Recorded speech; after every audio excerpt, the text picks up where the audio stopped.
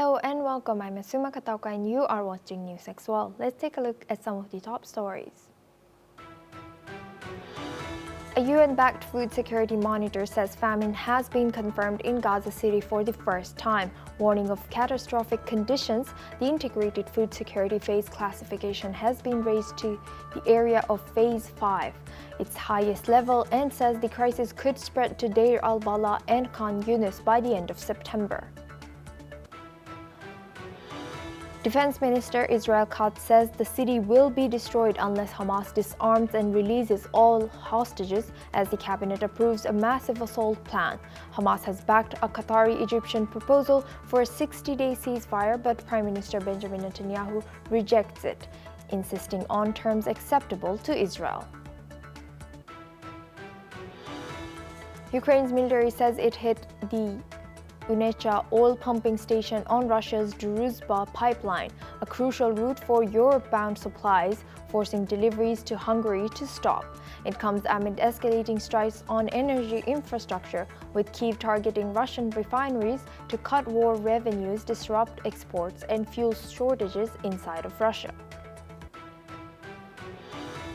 The UK, Australia, Japan, and 18 other countries have condemned Israel's decision to build a controversial settlement in the occupied West Bank. In a joint statement, they called the move a violation of international law and warned it makes the future of two-state solution impossible. At least 3 security personnel were killed and 19 wounded in Suleimaniye during the arrest of the opposition figure Lahur Sheikh Jangi, a member of the powerful Taliban family. Authorities say those killed included members of Special Operations Anti-Terror Units and Commando Forces after heavy clashes broke out. China's ambassador to India says Beijing firmly opposes Washington's heavy tariffs on Delhi and urges stronger India-China cooperation. He branded the U.S. a bully after President Donald Trump slapped a 25% penalty on top of existing tariffs for India's purchases of Russian oil and weapons, with new rates taking effect on August 27th.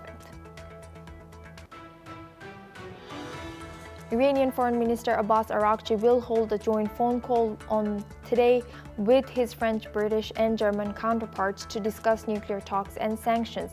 European powers have warned they could trigger UN sanctions under a snapback mechanism if Tehran refuses to return to negotiations. A Bangkok court has acquitted former Prime Minister Thaksin Shinawatra of insulting the monarchy, a charge that could have brought 15 years in prison over a decade-old interview. The verdict comes as his daughter, suspended Prime Minister Paetong Shinawatra, awaits a court ruling that could oust her from office, raising pressure on the Shinawatra family's political legacy. Ukraine's military has struck the Unecha oil pumping station, a critical hub on Russia's Druzhba pipeline, which carries oil to Europe. The attack set fire to fuel tanks and forced Hungary to halt crude deliveries, according to Foreign Minister Peter Szijjártó, who called it another assault on energy security. Regional Governor Alexander Bogomaz confirmed the Unecha facility in Bryansk was hit by a combined drone and HIMARS missile strike, though he said the fire has since been extinguished. Unlike most EU states, Hungary and Slovakia remain heavily reliant on the Druzhba link, which also carries Kazakh oil to Germany. The renewed disruption underscores Europe's continuing vulnerability to the conflict's energy war, even as US President Donald Trump pushes for a negotiated end.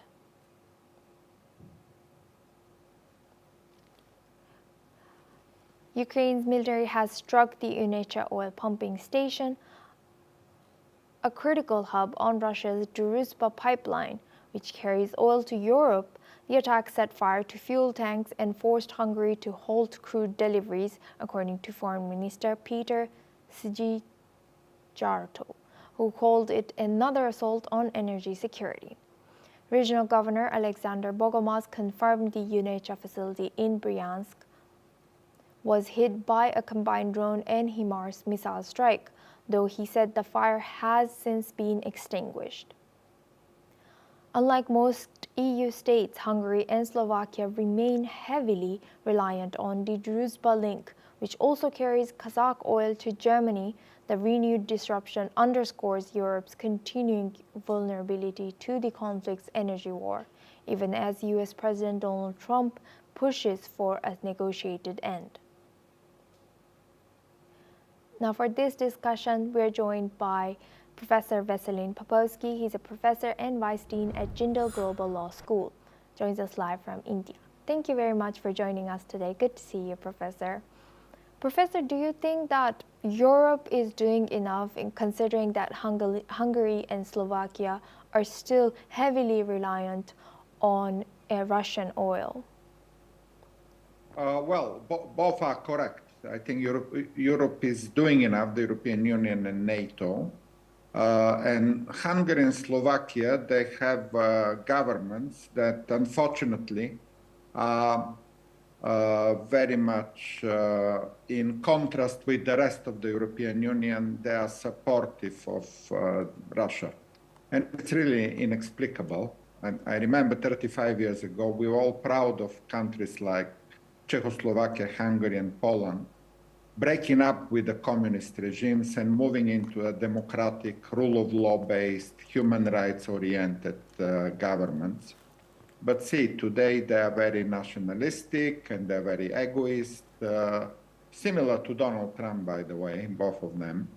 And for that matter, in Europe, we have a division, but luckily, only two countries, Hungary and Slovakia, not the rest of the European Union at all, are, in fact, interestingly, this hit of the oil refinery pipelines is exactly for the oil that is exported from the Russian Federation to Hungary and Slovakia. So somehow there is some justice in that the hit by Ukraine of the oil pipelines will affect Hungary and Slovakia.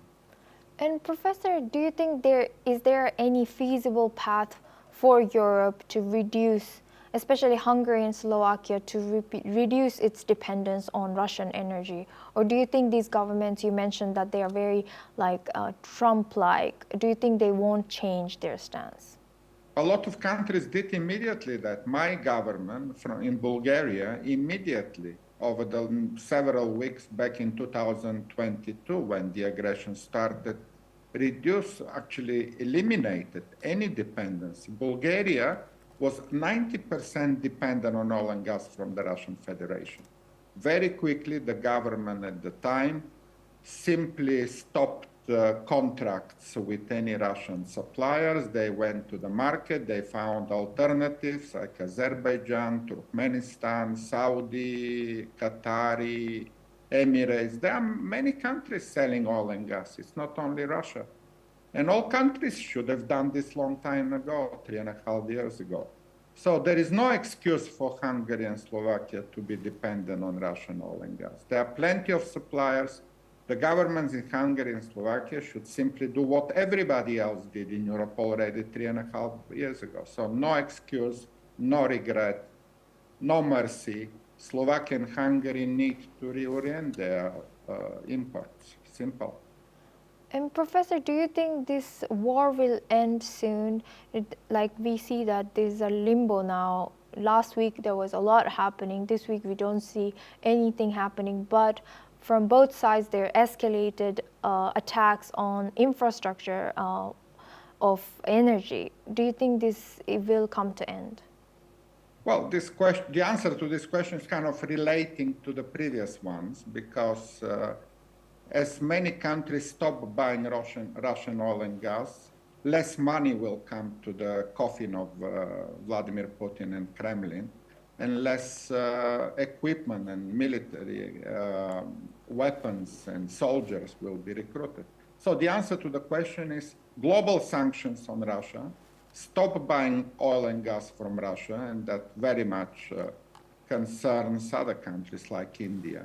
and the war will be over. In fact, if there were global sanctions on Russia in the first place, back 3.5 years ago, Russia would have had no money to fight anymore. In fact, I will argue if Putin knew that all countries in the world will embargo its oil and gas exports, he would have not invaded Ukraine, because there would have been already an economic collapse. Russia can survive only on exporting oil and gas, nothing else. They don't produce anything apart from exporting oil and gas, and they live on that money. So the answer to the question when the war will end depend on countries that still buy oil and gas. They should stop that, but also all countries in the world should give Ukraine all the necessary support, including military. A lot of countries do that. Over 50 countries support Ukraine with military support. Over 140 countries in the world support Ukraine politically, and that should also continue for the final end. Yes, thank you very much, Professor Veselin Popovsky, for always joining us and sharing your insight. Thank you very much. Now we move on to Middle East. UN has declared famine in Gaza via a famine report. Meanwhile, Israel has rejected the UN-backed hunger report, confirming famine in Gaza.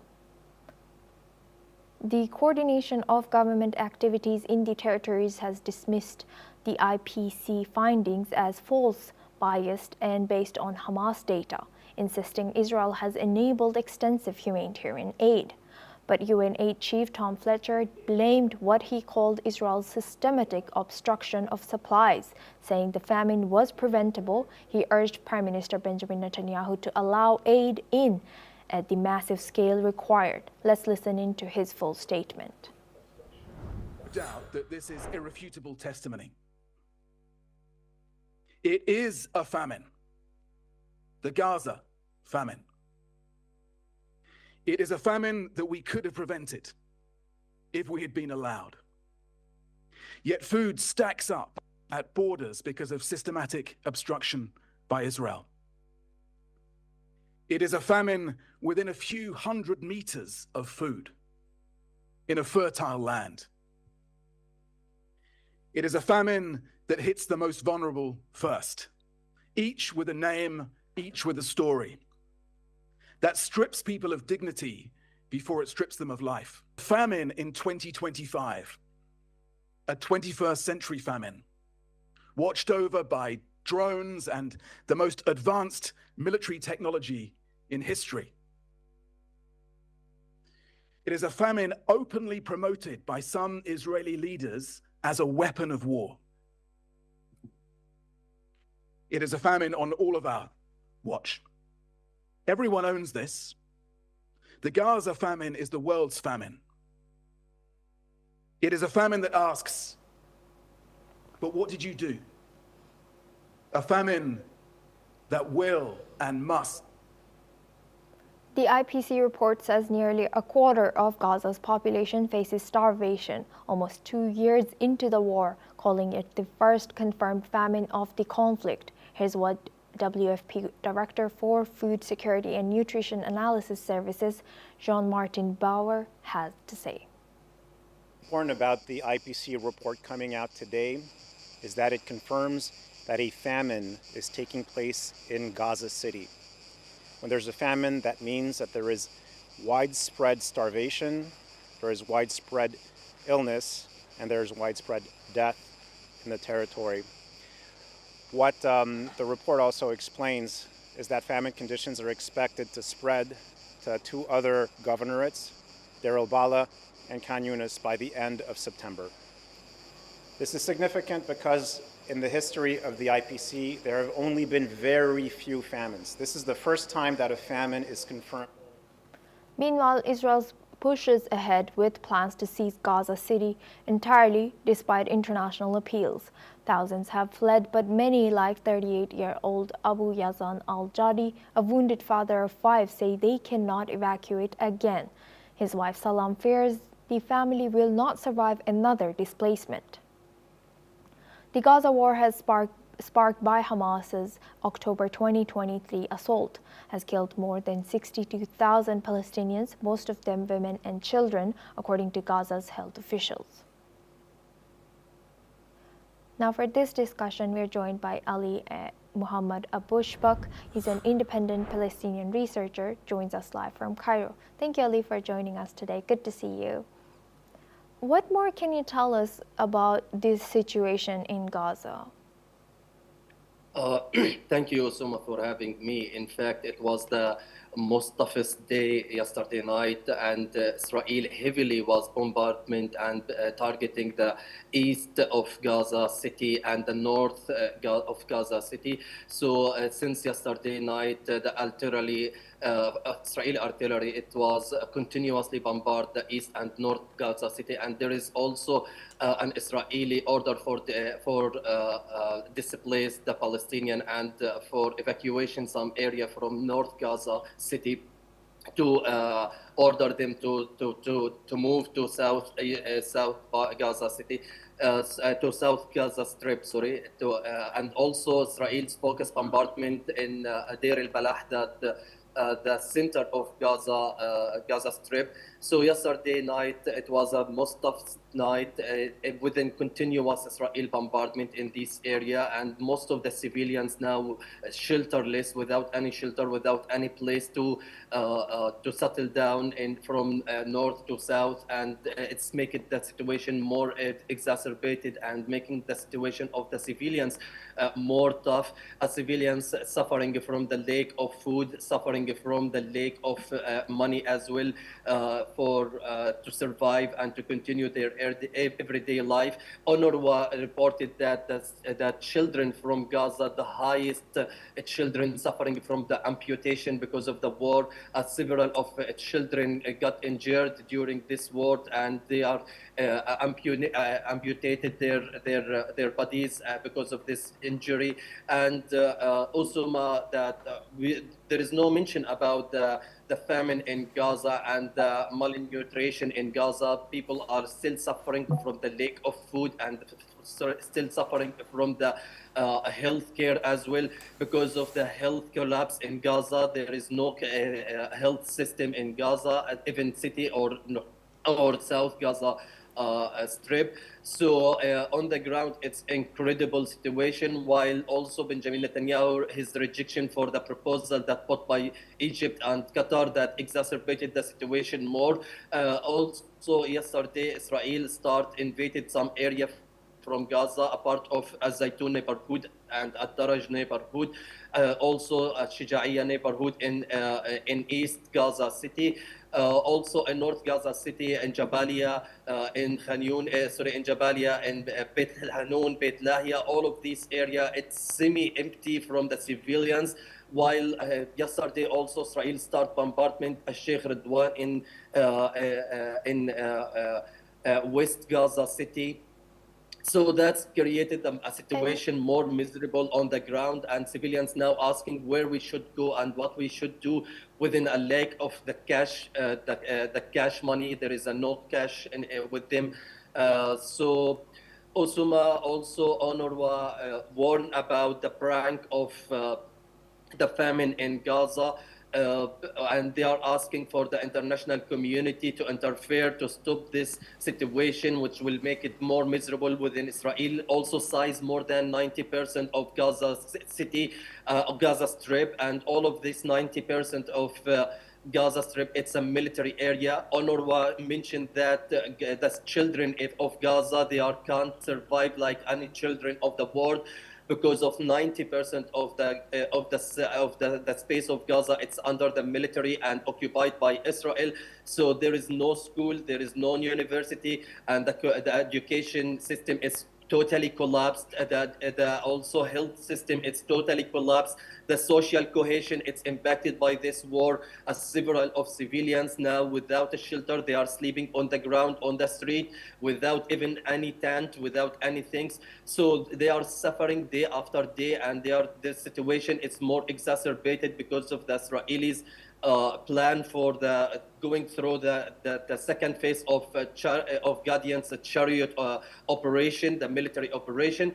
Also, the Palestinian resistance still resist the Israelis' invasion on the ground. We have seen the Khan Younis ambush, and we have seen also some resistance in east North Gaza City.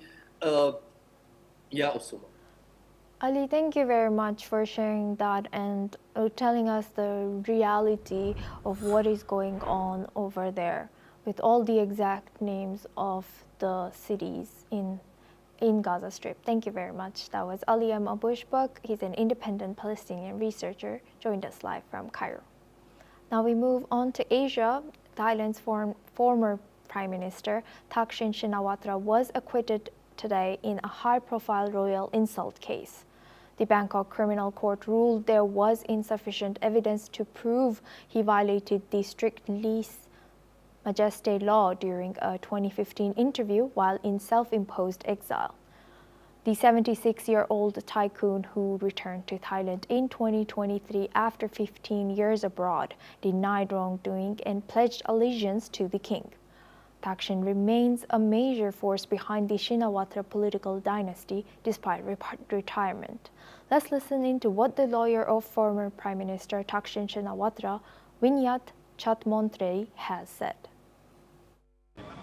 ครับศาลอ่านคำพิพากษายกฟ้องนะครับยกฟ้องจำเลยในคดีนี้ก็คือท่านอดีตนายกทักษิณชินวัตรนะครับเหตุผลในการยกฟ้องมีหลากหลายเหตุผลมากนะครับแต่ทั้งหมดทั้งปวงก็คือการพิสูจน์ของโจทย์เนี่ยนะครับสืบไม่สมกับภาระการพิสูจน์ก็ศาลเห็นว่ารับฟังได้น้อยมากไม่น่าเชื่อถือเนื่องจากว่าพยานที่เป็นความเห็นน่ะมีความเป็นอคติซึ่งฝั่งจำเลยก็พิสูจน์ให้เห็นว่าในอดีตพยานที่มาให้ความเห็นเนี่ยเกี่ยวข้องอะไรกับการเมืองบ้างใครขึ้นเวทีบ้างใครให้การแบบไม่เป็นกลางบ้างหรือให้ความเห็นที่ขัดแย้งกับในชั้นสอบสวนและชั้นศาลอย่างชัดเจน Meanwhile, supporters of Thailand's former Prime Minister Thaksin Shinawatra cheered outside the court today as he was cleared of royal defamation charges. Let's listen into what some of the supporters had said. ดีใจมากค่ะ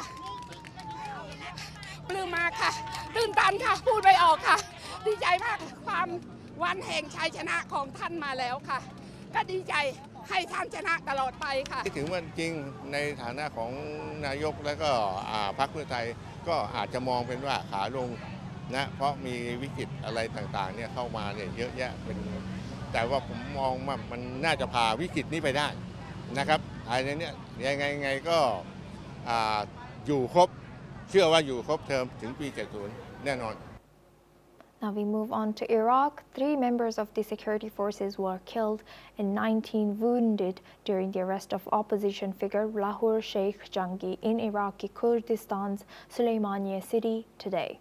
Officials say the dead included officers from the Asayish Special Operations, the Anti-Terrorist Services, and the Commandos unit. The clashes broke out before dawn when security forces moved to detain Jangi, a former senior leader of the Patriotic Union of Kurdistan and member of the powerful Talabani family. Dozens of armed men loyal to him resisted before Jangi eventually surrendered.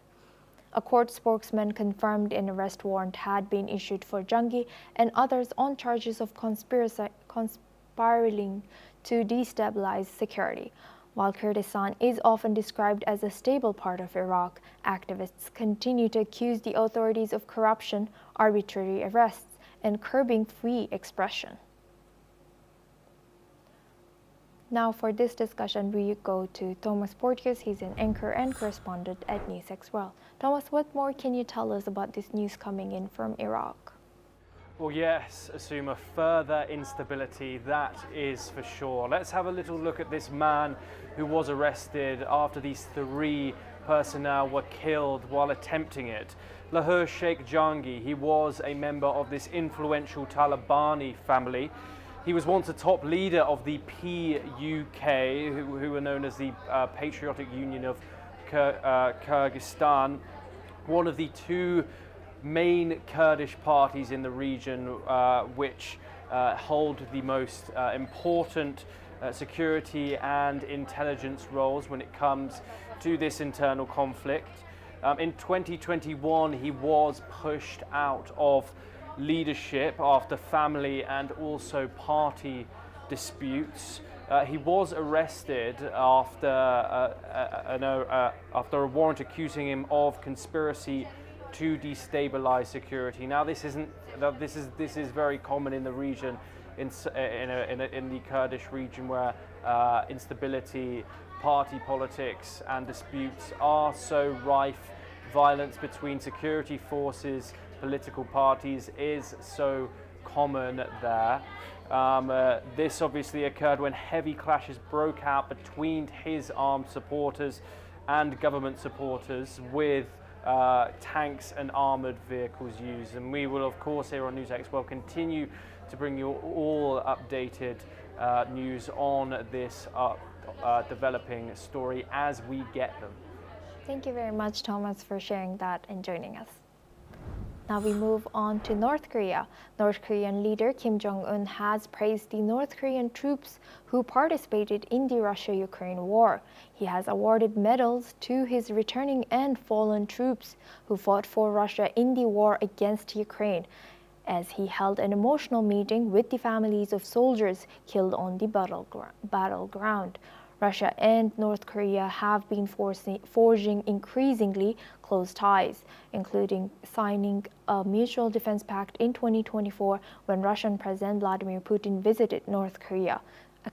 According to South Korean and Western intelligence agencies, Pyongyang sent more than 10,000 soldiers to Russia's Kursk region in 2024, along with artillery shells, missiles, and long-range rocket systems to be used by Russia against Ukraine.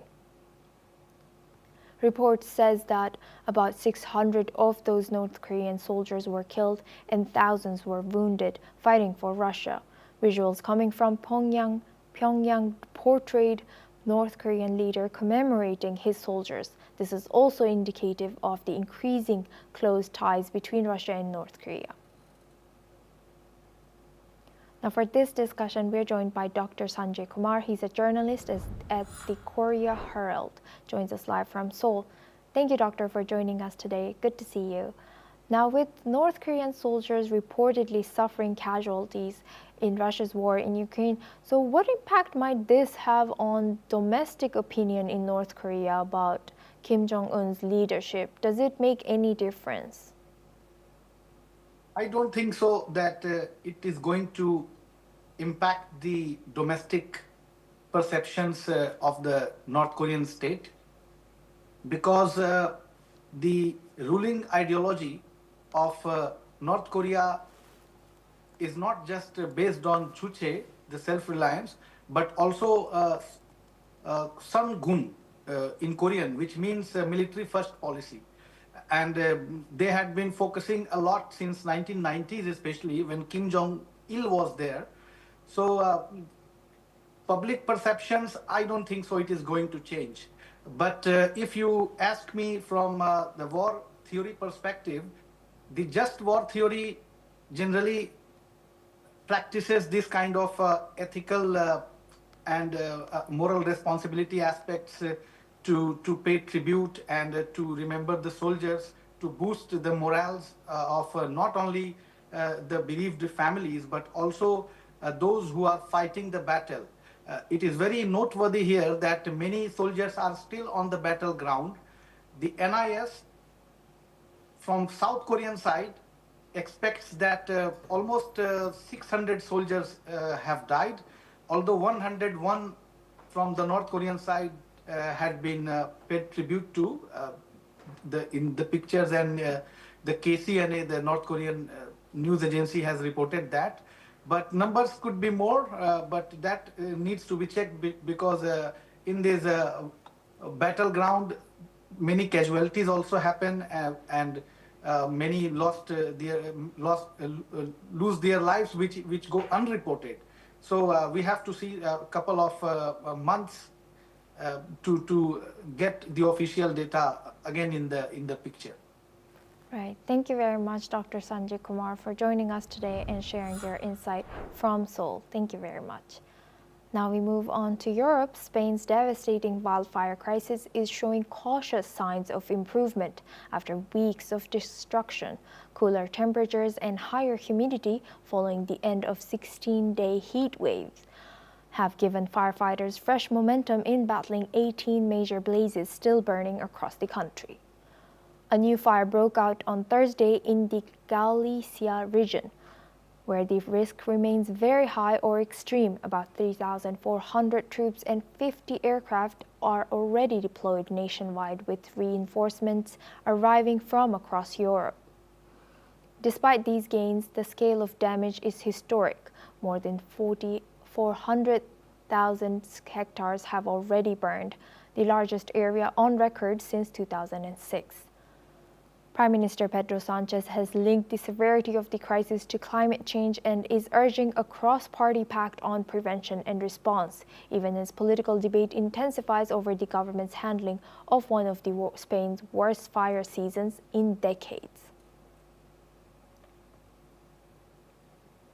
This is all we have time for. We will continue to bring you more news updates from around the world.